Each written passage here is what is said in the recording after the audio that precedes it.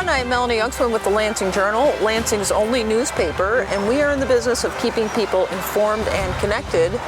We'll be publishing this video on Memorial Day weekend, and Memorial Day gives us an opportunity to connect with our past as a nation and here in Lansing. So I'm standing here with Jeff White. Jeff is a local history expert. I'm going to call you an expert. Okay, no one usually calls me expert, but that's fine. A teacher at Eliana, and you've done local history tours around the area. Correct. And Jeff is also the proud father of an Army veteran. So we thank your son for his service, and we thank you for sharing him with us. Most gladly. What do you want to talk about today, Melanie? Well, you were telling me a little earlier that this location is significant historically, and I wasn't sure if you meant actually the memorial or this whole area because of the airport, or... It's both. It's both. It's a wonderful spot that I've always referred to as a signature space here in town. When we think about the Ford hangar right here, it's one of the top 50 most recognized historic features in the state of Illinois. And for something like this to be right in our own backyard, not even in our own backyard, in our own town, is a pretty unique space. The fact that this building is a building in which we've seen Amelia Earhart fly into. Right. Or veteran on Memorial Day, veteran Jimmy Doolittle and the famous Doolittle raid. Okay. Jimmy Doolittle flew into here as well.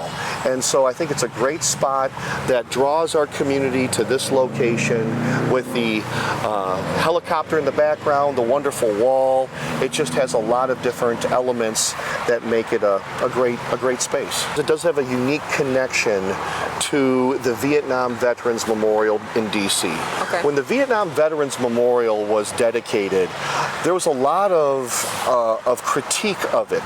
The world had never seen that kind of memorial before. When Maya Lin, when she designed it, she wanted it to have the names of veterans. In other words, let's have a memorial that's not just one that has statues of soldiers or a big tank. Let's have something that actually has names on it, something that reflects the service personnel who sacrificed. So when the Vietnam War Memorial was unveiled, we saw 58,000 names of people who have lost their lives in Vietnam. And a lot of people said a black granite wall with just names, but over time it has become the most visited war memorial in the entire United States.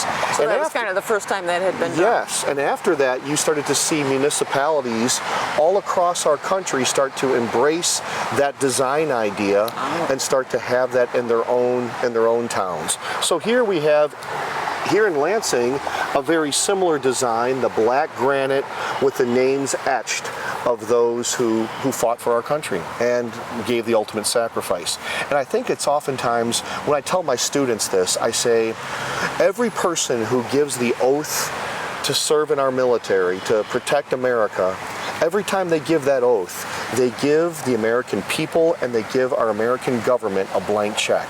And sometimes that blank check comes back paid in full. And all of those names on our wall have a Lansing connection. They probably were born in Lansing. Some of them moved on to other states, but there's a Lansing connection there. Those are Lansing names. There are Lansing names dating back from the Civil War all the way through Desert Storm and some of our conflicts over in Iraq. When we think about Memorial Day, I like the fact that Lansing was able to trace back all the way to those Civil War soldiers, because that's really where Memorial Day begins. It begins as what was known as Decoration Day. Just a few years after the Civil War had ended, daughters of the Army of the Republic started to go to different spots where soldiers had been buried and placed decorations on their grave sites. That later became known as the official holiday of Memorial Day. So if you really want to have some kind of good opportunity to teach your children about these things, stop in here at Lansing Airport, see the names on the wall, and then maybe go to one of those cemeteries and just kind of walk and look for the American flag and have your kid read the American flag, have them do maybe a chalk sketch, a rubbing of a name, and put it on the refrigerator, especially for Memorial Day or Memorial Day weekend. Nice idea. Yeah. What I also think is really unique about this particular war memorial, this one can be very interactive. As we kind of go up here to the helicopter, we're kind of walking through somewhat of a jungle setting. A lot of people might not even know these steps are here. I don't really think a lot of people know that these steps are here. A lot of times they want to take pictures more with a front view, but it's intended for people to actually walk up here. So and we're not here, trespassing here. We're not trespassing. And what we're doing is we're coming up on what would be considered an LZ, or a landing zone. And the guys that were chopper pilots, especially during Vietnam, it was all new to them. This kind of battle tactic in Vietnam, prior to Vietnam, helicopters or the air cavalry was never used because we didn't have an air cavalry. Yes, we had helicopters in Korea, but all of us have seen the TV program MASH. Most of the time helicopters were used to transport, people, and only small in number, and a lot of times it was transported to get the wounded off the field. The helicopters in Korea were never used as war machines, but then here we are a decade later, a half a generation later, and when we had Black Hawks and we had helicopters of this nature right over my shoulder, these were used as war machines, but to think about how many lives they saved getting servicemen off the field in real time. This is sort of the iconic vision you have of Vietnam. This is the vision you have of Vietnam. You think of the helicopters, you hear the skids coming down, and you're having, 12 guys or, pour out of these. If you ever want to see a very, very good movie on this type of warfare, it's We Were Soldiers, the story of Hal Moore, which really is one of the first engagements of Vietnam. This is a great demonstration that really puts in perspective the horror, the terror that these servicemen went through on a daily basis. Realistic looking. Very realistic looking. I know that I took my own child here one time, and maybe I could have been a better father and wait till he's a little bit older, because there is an amputee here. But it does show you the cost and the sacrifice of our servicemen and women. So this is a common sight in Vietnam. They're heading to the helicopter. He's trying to save his comrade's life.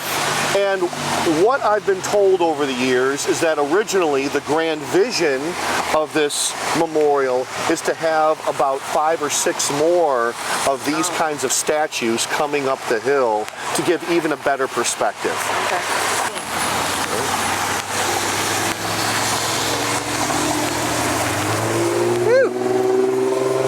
Steep here.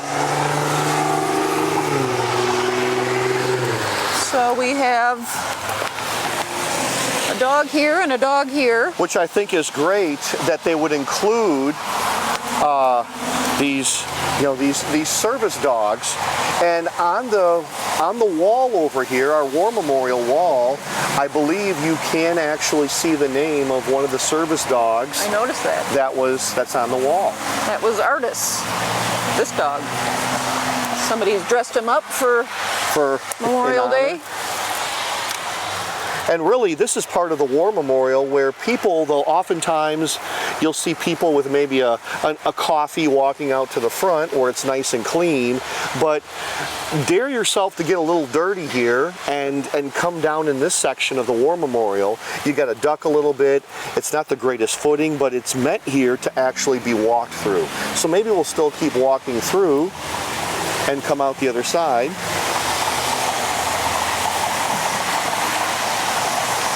If I recall correctly, I believe even the landscaping was chosen to represent the fields of Vietnam. Well, what I think is great is today we have that wonderful vocation known as landscape architecture. And in landscape architecture, it's meant to bring things to life. And it does a very good job as you walk through these bushes and this foliage right here. Yeah. It's very meaningful to sort of, I mean, obviously it's not what Vietnam was like. It was much different, but it gives you a sense of it, a flavor of it. So this is a very dramatic rendering of a battle scene, I assume. Oh, indeed. And what we can see here is we can see a narrative, a timeline, as we look at those who fought in the Middle East all the way back to the American Revolution. Oh, yeah. All right. And this kind of artistry is also rather unique, and we can probably also thank the memorials in Washington, D.C. for setting the tone again. We mentioned the black granite, we mentioned the names on the wall being very much like the Vietnam Memorial, but if you've seen the Korean Memorial, not only is the Korean War Memorial larger than life figures walking through snow, but it also has etched laser imaged into that granite. Now, you see a lot of this all the time because the technology has improved, but at that time, it was pretty revolutionary, and I just think it's really neat that Lansing has been able to incorporate two of those elements, not only the Vietnam War Memorial, but also the Korean War Memorial into this particular space.